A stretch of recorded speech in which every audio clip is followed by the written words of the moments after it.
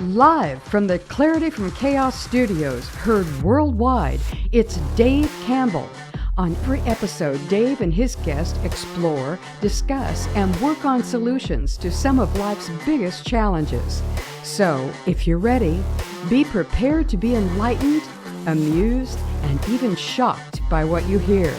And now, the real, the authentic, the one and only Dave Campbell. Welcome, everyone. I'm your host, Dave Campbell, and you are listening to Clarity from Chaos. If you're new to the show and like what you hear, take a moment, go out to my website on Substack, and the address is clarityfromchaos.substack.com. There you can listen to the archive shows, see who the upcoming guests are, and support the show by clicking on the subscribe button. Now, you would have thought that the blatant election tampering would have somewhat disappeared with the 2020 election fiasco of Donald Trump. But no. With a wide open race and an upcoming primary in June, the California Election Debate Committee has managed in typical California fashion to F it up.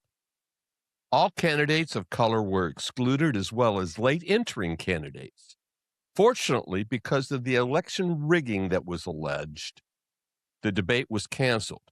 Now, a new debate is scheduled for 4/22, featuring only 5 of the candidates. Seems like we still have a problem, don't you think? Because the only 5 that are going to be on the debate stage are Eric Swalwell, who's the pinnacle of intelligence, Steve Hilton, Chad Bianco, Tom Steyer, and her potty mouth self, Katie Porter. A candidate representing the no party preference is with us on Clarity tonight. And to explain her stance for becoming California's next governor, I'm extremely pleased to welcome Miss Elaine Collotti. Elaine is a California entrepreneur, real estate developer, sustainable farmer. She's also known as the Lipstick Farmer. Elaine has built and revitalized properties across California while championing land stewardship and practical environmental responsibility. Welcome to the show. Hi, Dave. Thank you so much for having me. I'm very excited to talk to you. So explain to the audience NPP, because I think most people are used to the term independent. And when you use the term NPP, they're kind of lost with whatever that acronym is. So I'm not sure how it originally derived, but what it is that I like about no party preference is when you go into the DMV to get your driver's license and you're going to register to vote, because it gives you the option and the prompt right when you're signing up for your license. Yeah. You can pick a party. You can say Democrat or Republican, or you can say no party preference. Really? Yes. They don't use the term independent, so they've decided that they're going to create a whole new different category, right? It's a bucket, I think. But hey, it's a 41% bucket. Oh, well, there you go. Yeah. There you go. It's a lot of people. So the interesting thing is, if it's 41%, Elaine, why do these yahoos only restrict? Because I looked at the polls. You're not even in the polls. They're not even putting your numbers in the polling information. So, and that's the criteria they use for the debate coming up in April. Did you know that the largest poll in the United States is the UC Berkeley poll, which is 3,800 people, and they only go 3,800 when they're polling presidential races. Every other poll, all the college polls and all the private polls, they poll under 1,000 people. The average is 100 to 300 people. So we make these decisions based on these itty bitty little polls that are very skewed. Like, for example, if there's a poll in Riverside for the best candidate for governor that's Republican, it's going to be Chad Bianco because he's from Riverside. And then if there's like a best candidate for a governor that is English, it's going to be, they could literally, it's that crazy. And so they just did one through this company called Nexstar. Nexstar is my next, I'm after Nexstar now. They did a UC Berkeley poll. It's under 1,000 people. That's all they do. And it's the biggest one is the UC Berkeley one. Guess where they poll? In Berkeley. Ha. Yeah. So they picked a bunch of Democrats to do another debate. And this one is the KTLA debate. KTLA in LA polled in Berkeley. It's just, and then they're like, I wrote a letter. I called on, and I already got that. I worked hard on getting that USC thing wiped out. What I find amazing about the USC thing is that I worked privately and wrote a letter saying to the president of the college and to like top people and said, look, my son's at USC, he's graduating in May. My daughter went there. I've spent so much money at USC. I live in LA. I'm a very viable candidate. I'm polling like in second and third poll position on the poly market, which is more of a bigger poll. And I said, why would you guys not have an independent podium? If you're going to have a real debate and you have all these people in the middle, why wouldn't you have 2 Democrats, 2 Republicans, and 2 independents instead of 4 Democrats and 2 Republicans? Yeah. And so their idea was, well, those are the top 4. I go, well, they're not. And that's not fair. Well, in a parallel lane, the people that they kicked off made their own fight. And so that was Becerra, Villaraigosa, Yee, and Thurman, the black guy. And they said, we're the minority candidates. You kicked us off. So they made it a race game instead of, no pun intended, they made it about race. They played the race card instead of the election interference card. And that to me is ridiculous that we live in a state that actually thinks it's easier to just say you're a racist than it is to admit that you're rigging an election. Yeah. Well, the whole race card, unfortunately, has been promoted since Obama became president. And instead of embracing all of the civil rights work that was done up until his election, it's all gone back prior to the 1950s. And, everything now is identity politics, Elaine. So, if you look at somebody wrong, it's some kind of a racial slur.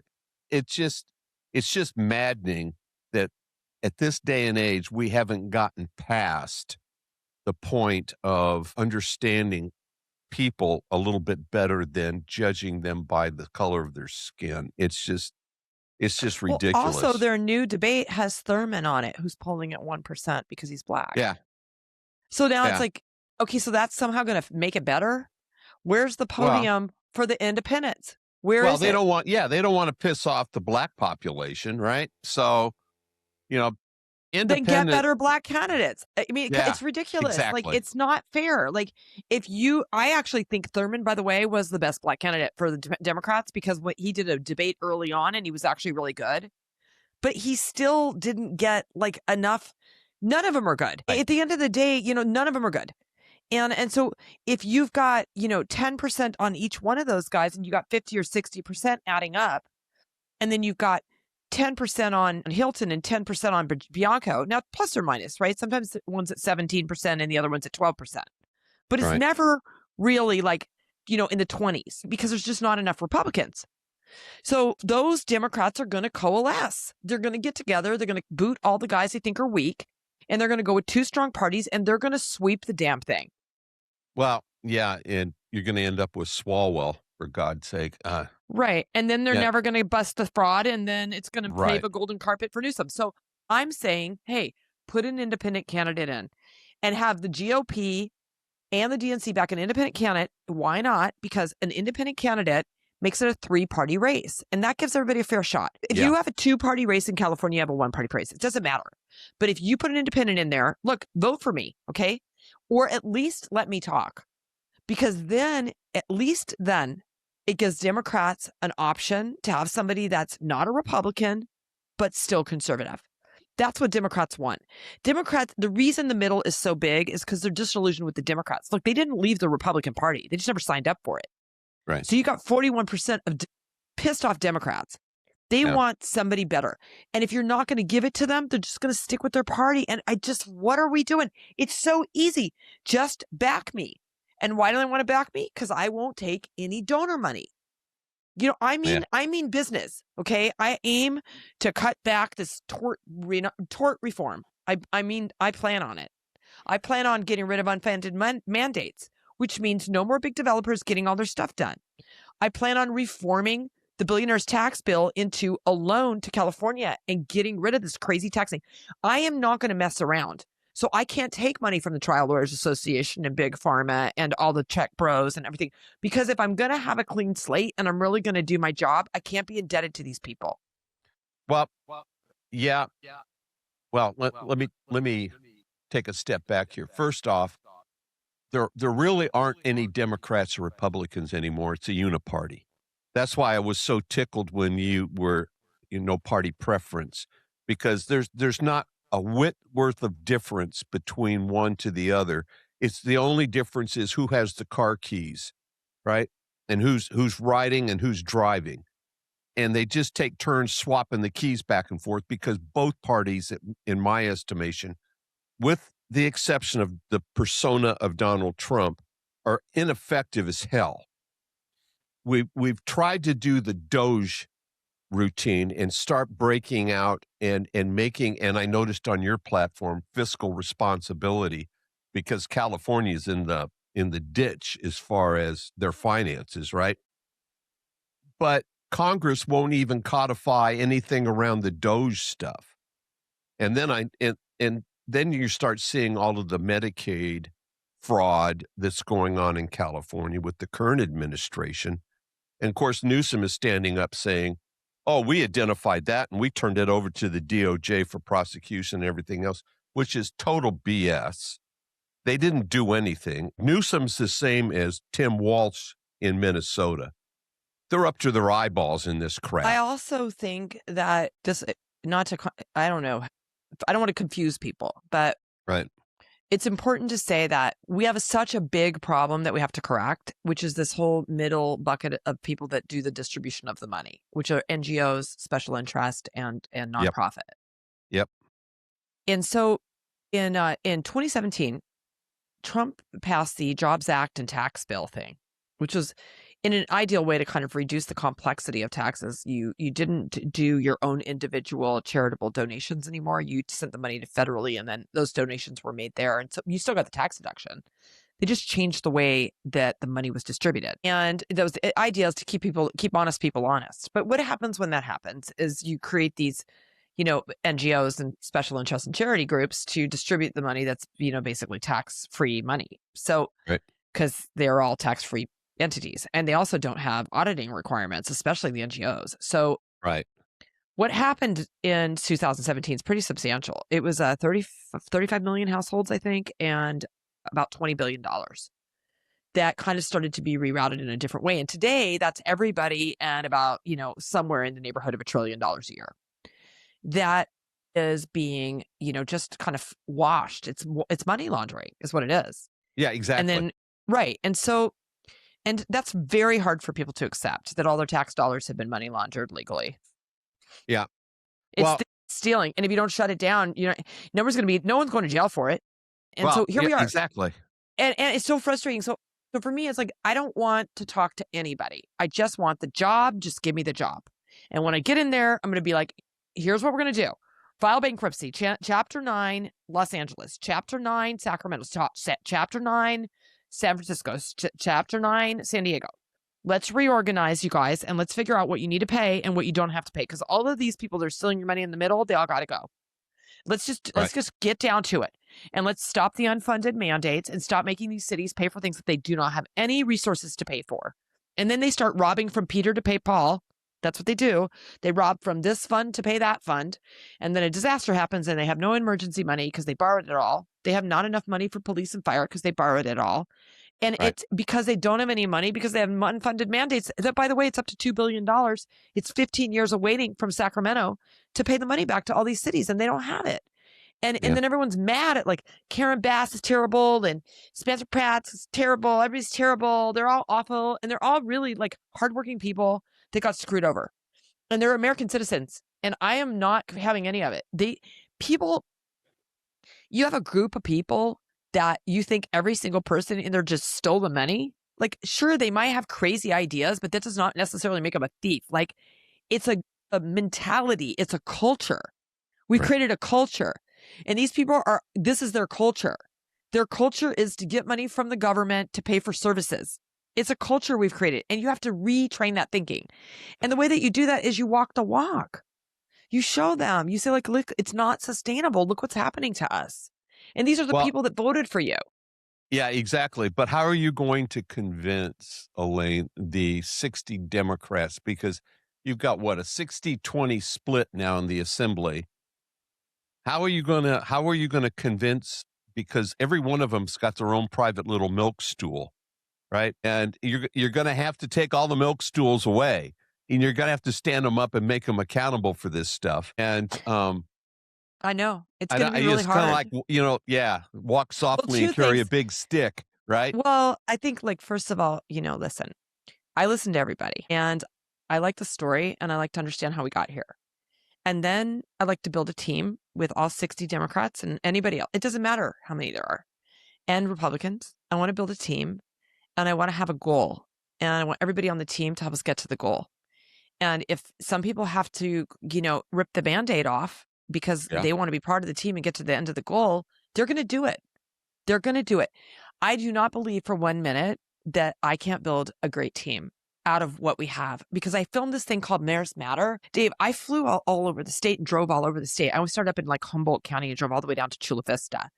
And I met with all these mayors and I learned so much. And I'm telling you, we have such great people in California. It's insane. They're super cool. It's the insanity in the top echelon. It's the Yeah. thievery. It's the I don't give a F. We're doing what we want to do. We're putting high density housing Yep. in your backyard. You're going to build homeless beds. You're going to trans kids in school. You're going to have a sanctuary city. You're getting all this stuff and it's unfunded and you guys need to figure it out. And if you don't do it, we're going to do it for you. That's what's going on. And Yeah. I'm not having any of it.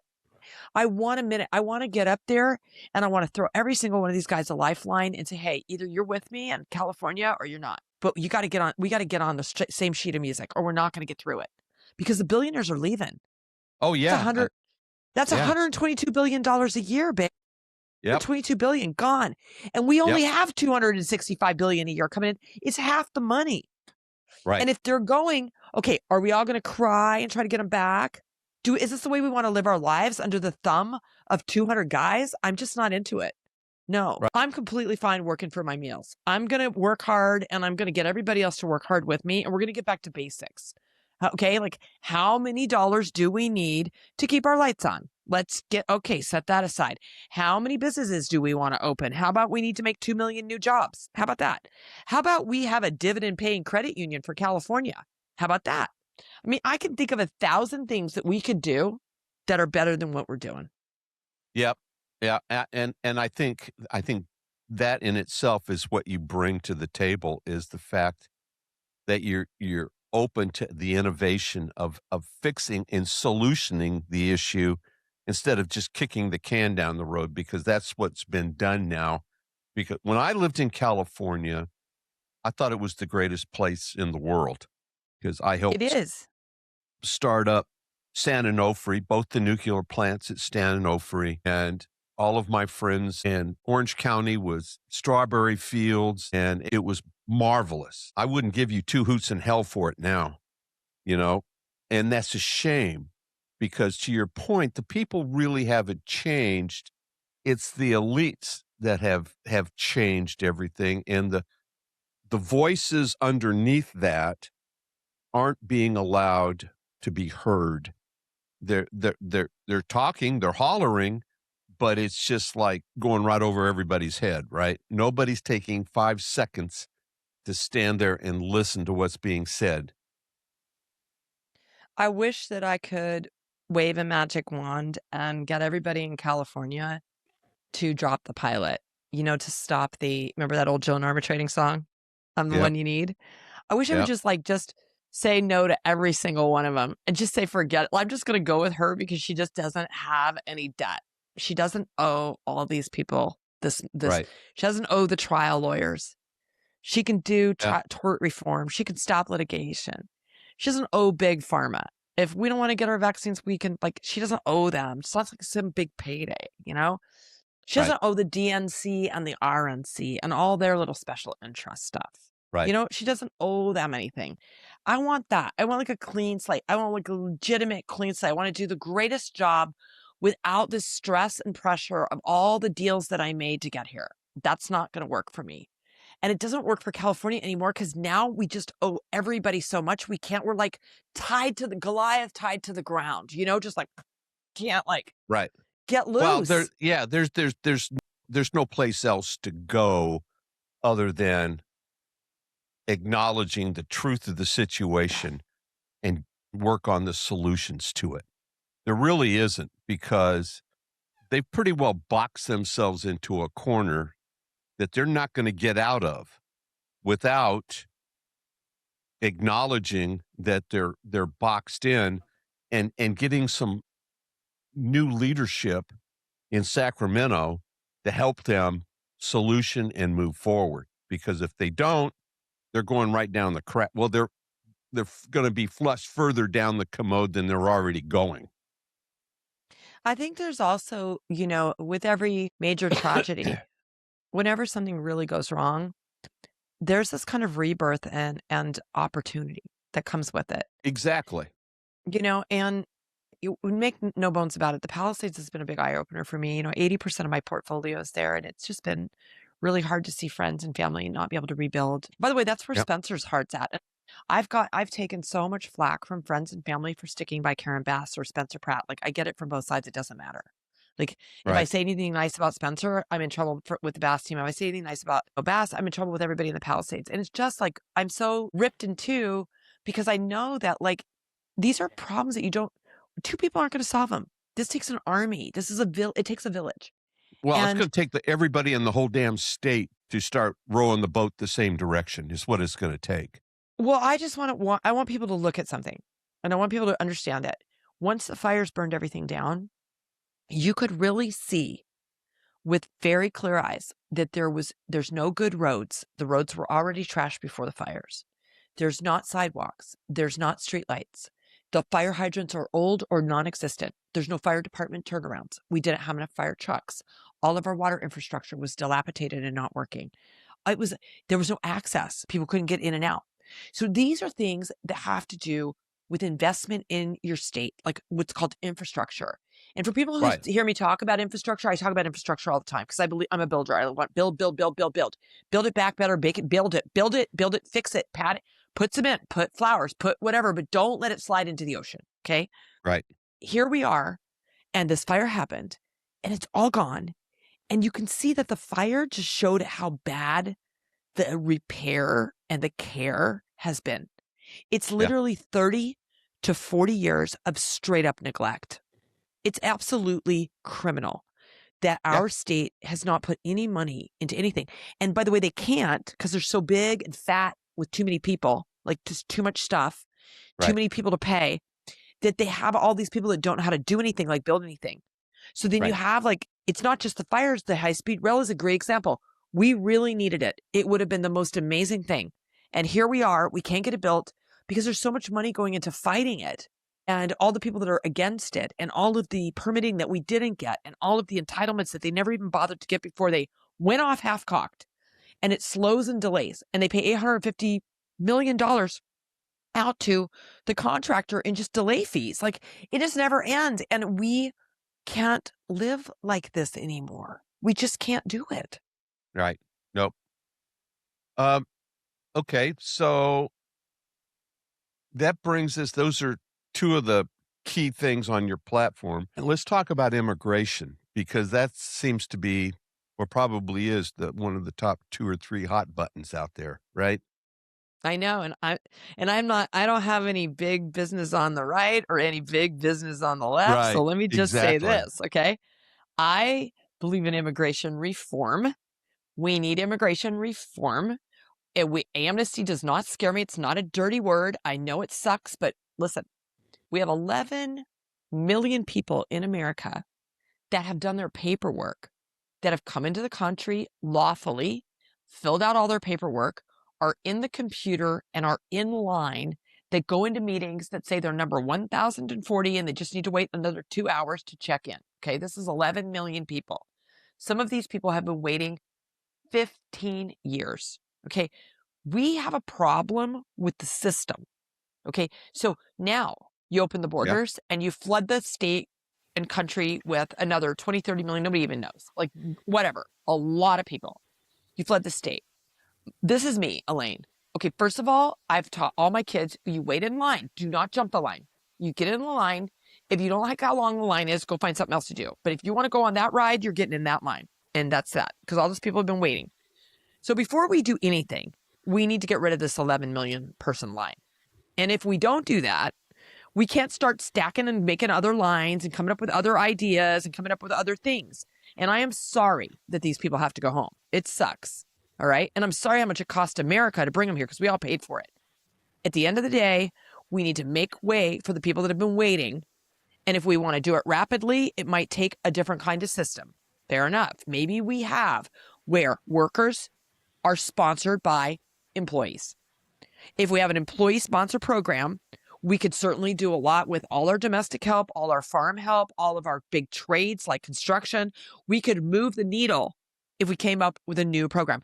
And the thing is you have to work with the federal government and you have to mean it. One of the things I want to say about immigration to get everybody on the same sheet of music. I talk to a lot of California mayors, okay? With sanctuary cities, what we're doing is we're putting on a small city this encumbrance, this rule, this deed. And the problem is, if there's bad people in that sanctuary city and you are harboring them, you're breaking the law. We had Eric Swalwell go on national television and incite Californians to break the law. And this guy's running for governor. He said, break the law. He said, don't inform if ICE is coming. Do this. First of all, Donald Trump, do me a favor and put an N in front of ICE. Make it national so it says nice instead of ICE. Get a PR person. Start working on the optics of it because it is scary. And especially because a lot of people don't speak English. And so then they're fear-mongering to get them to vote for Democrats and to get them to believe that Democrats are going to save the day somehow is different than actually letting these people make a reasonable decision about what to do. We are gaslighting people. We're gaslighting them. Absolutely. We call it a sanctuary city. That is a lie. There's nothing sanctuary about it. Look at the definition of a sanctuary. Okay, this is not a sanctuary. We need to make a system that works, and we have to work with people, and we have to help them. And this is the reason the Democrats and the Republicans don't want it traditionally is because about wages, wage stability, right? If you have people that have to work for nothing, you'll keep the wages low. I'm sorry, guys, that ship has sailed, man. Minimum wage, people pay $22, $25 an hour to get a guy to come and just like sweep your floors. It is not easy in California. And they're hip to it. And you have Zelle and you have PayPal and you have all these ways to pay people. So they don't have to go to a check cashing truck and pay 10% of their check or 50% of their check anymore. The world has changed. And if we don't get with the program, we're just out. We're like, we've lost the plot completely. And I don't want. Yeah, I was going to say, again, it falls back on the Uniparty. They've spent, I don't know, the better part of this year griping back and forth over DHS and funding ICE and but nobody has put together a comprehensive immigration plan that could solve the entire thing that we're talking about now. They haven't done it. They won't. There's not a willingness to like solve this problem because if you solve this problem, you lose the division.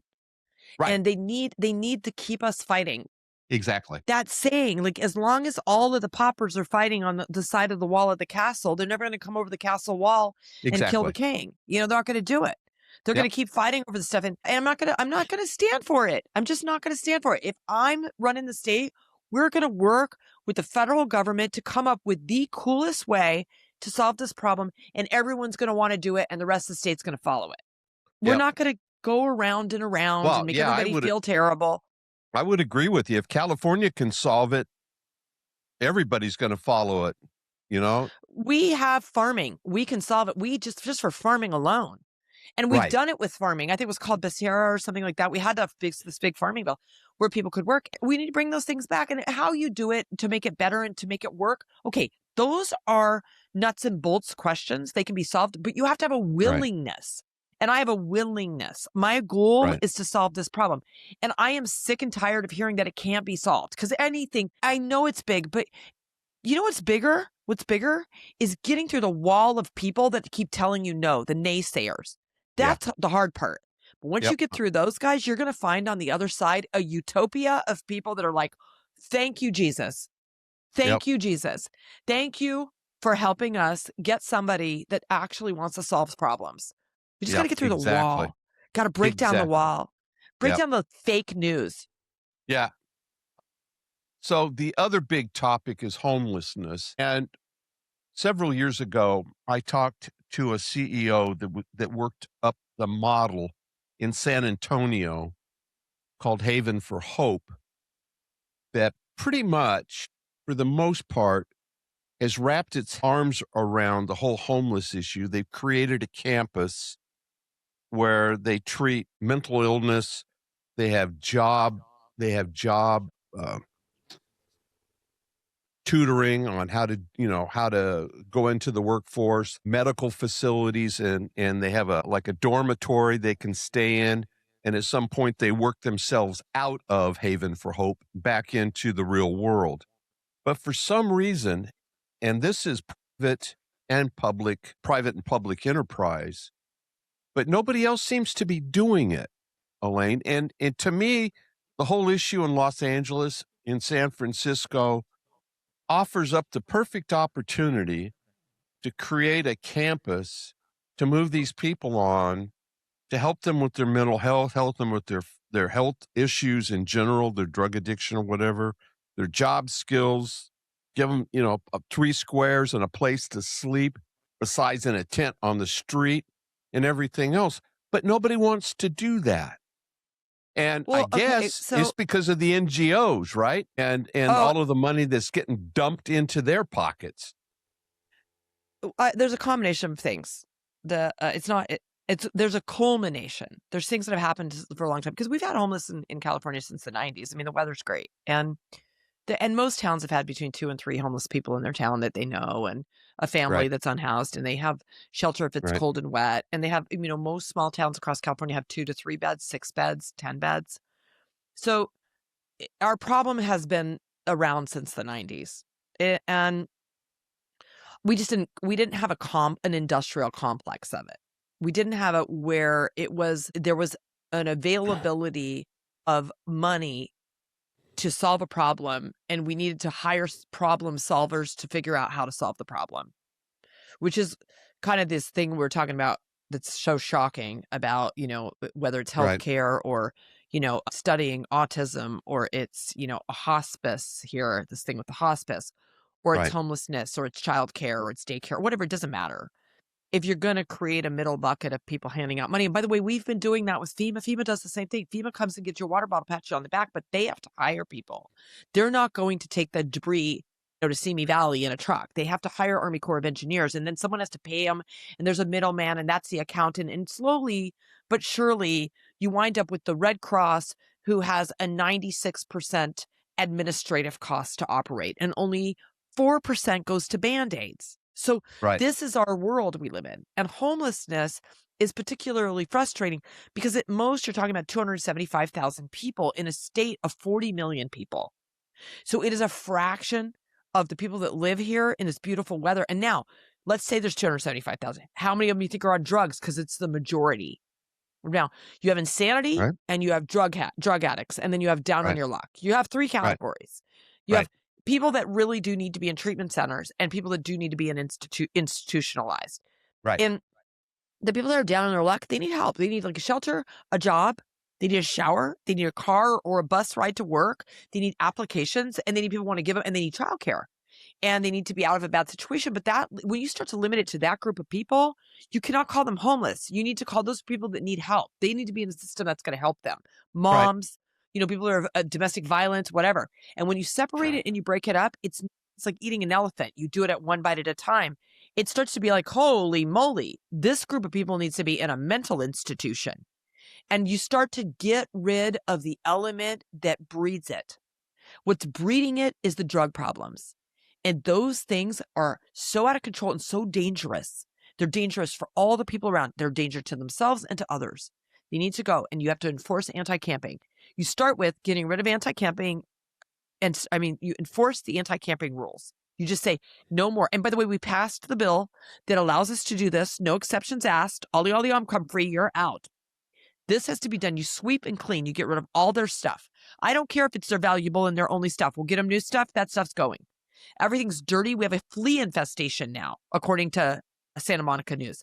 And this is from dogs and people living together in tents, okay? Everything's going to get burned at the dump, gone.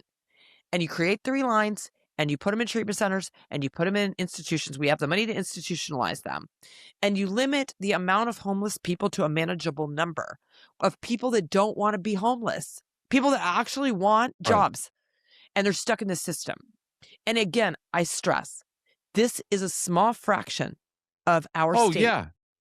I'm not saying that it's to your point, it's 200,000 versus 40 million. What I was referencing was the model that San Antonio came up with that works private sector people and their companies and public sector, where the politicians and the taxes aren't the only thing that's driving it. Everybody's working on it, right? And they create these campuses. And to your point, they have 3 wings, right?